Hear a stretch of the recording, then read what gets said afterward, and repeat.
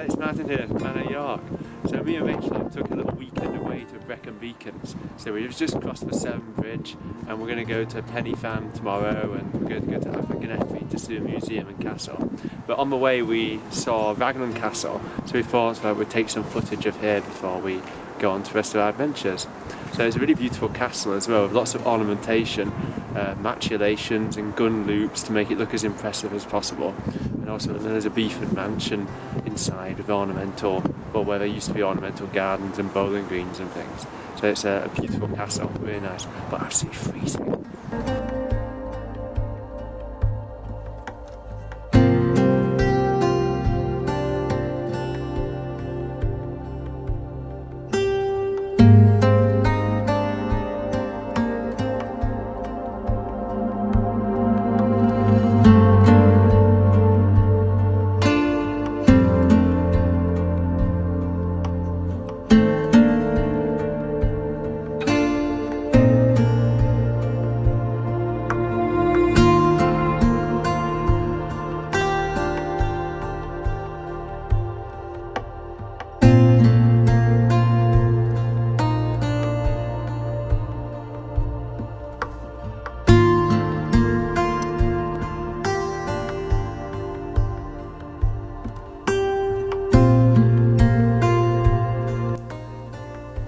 Matalin Castle is a truly beautiful castle, and it was built to be beautiful.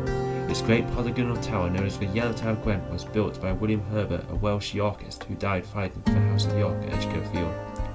The 15th century design displays impractical and ornamental defences, such as overhanging machulations, gun loops, and moat, to boast an overt military feeling to the place. In the Elizabethan and Stuart eras, it became a paradise with beautiful courtyards, wide bay windows, and ornamental Tudor gardens. The bowling green was famous and at one time was played on by Charles I himself. Although the 15th century castle was never intended to hold out in siege, it was tested in the English Civil War when it was assaulted by parliamentarian soldiers. Nevertheless, it held fast, being the last royalist castle to surrender.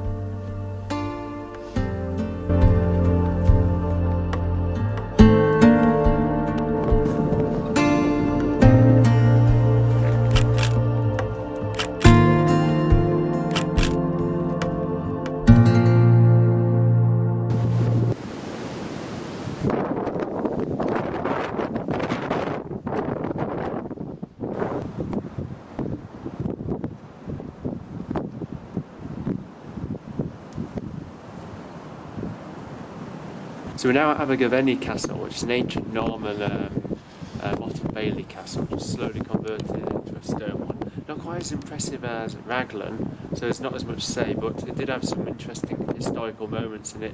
Edward I held court here, and it was a site of Owen Glendower's rebellion as well.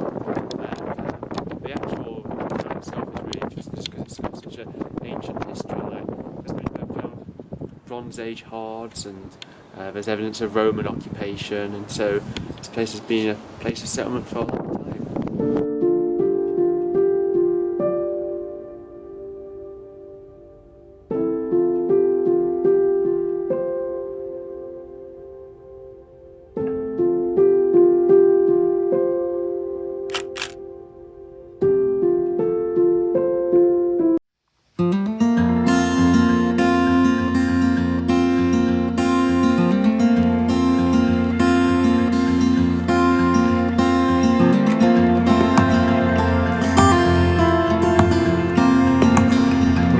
Is the most austere and forbidding castle I have ever visited, especially on a sleety day in February. It is the complete opposite to the light and airy fashion of Raglan. After Welsh revolt of 1135, the White Castle was commissioned on the site of an old Motte Bailey by King Stephen as one of 3 castles to help control the Welsh marches. During the reigns of King John and Henry III, it was held intermittently by Hubert de Burgh, an experienced consort of various castles such as Windsor and Dover, royalty itself, and William de Brieux.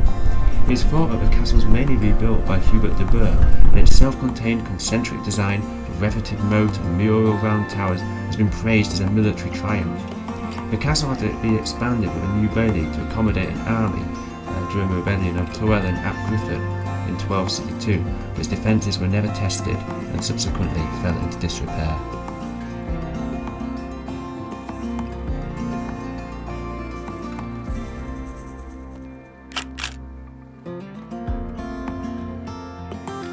Right, so we're now at Skenfrith Castle. Now, I knew that Wales was filled with castles, but I didn't know there were so many castles in Wales. Like, there's just tons. It's like heaven. It's just castle heaven. So here we go. We'll go and show you Skenfrith Castle.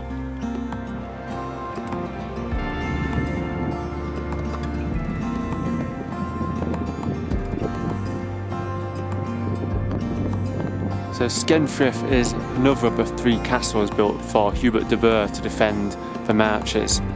And all these castles are really obscure, but quite hard to get to. So we're driving down some really little narrow roads, and it seems quite remote and cool. So I've been really enjoying a little drive around trying to find all these castles.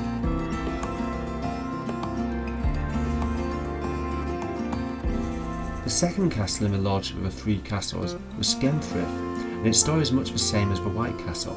It was built as a sister castle to the White Castle in Grosmont, but unlike the White Castle, it was built next to the River Monnow, which fed its stone-revetted moat. It is possible that because of its proximity to the river, it enabled waterborne trade and supply to be conducted to the castle with a possible jetty and harbour. This, however, seems to be the reason for its lack of success. Like the White Castle, it was extensively rebuilt to defend against Welsh revolts, but became an administrative and lordly centre when the revolt never came. It is thought that flooding led to its eventual decay and disuse. Now its impressive drum-like donjon lies open to the elements and home to mistletoe-laden trees.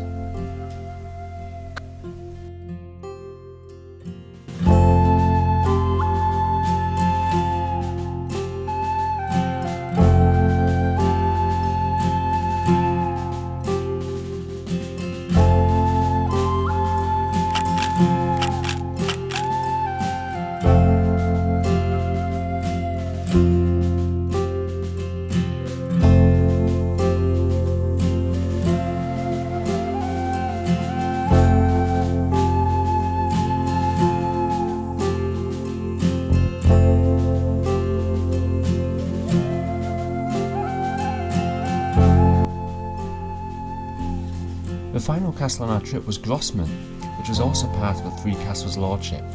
Again, it was built to defend against rebellions of Welsh, but unlike White Castle and Skenfrith, it did see action, though the fighting was never taken to the battlements. In 1233, King Henry III, in response to a rebellion of Richard Marshall, camped his army outside the castle. During the night, the Welsh made an attack under cover of darkness and routed the king's army. Again, in 1405, during the rebellion of Owen Glendower, there was a battle beneath the walls of Grosmont that resulted in a victory for the English this time, under the Earl of Warwick. The 14th century remains of the castle were probably a comfortable residence for Henry of Lancaster or his son, who modernised it with a hall block and fashionable chambers from which a beautiful chimney still remains. Eventually the castle fell into disrepair, however, recorded as ruinous in the 16th century. It now stands in its former glory as a home for birds and ivy, but impressive nonetheless.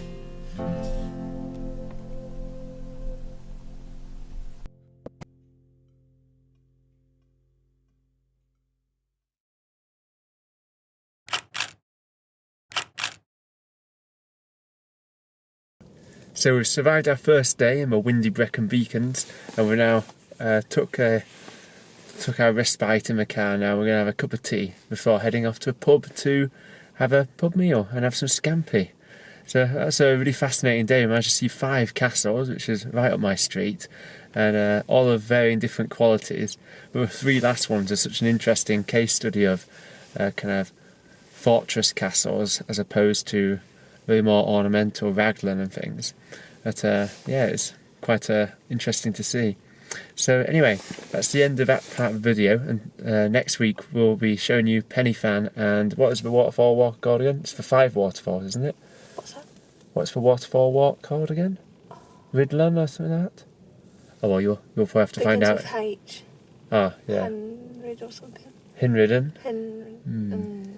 Don't know. Well, you'll have to find out in the next video, I suppose. Okay, thank you for watching, and see you soon. Bye!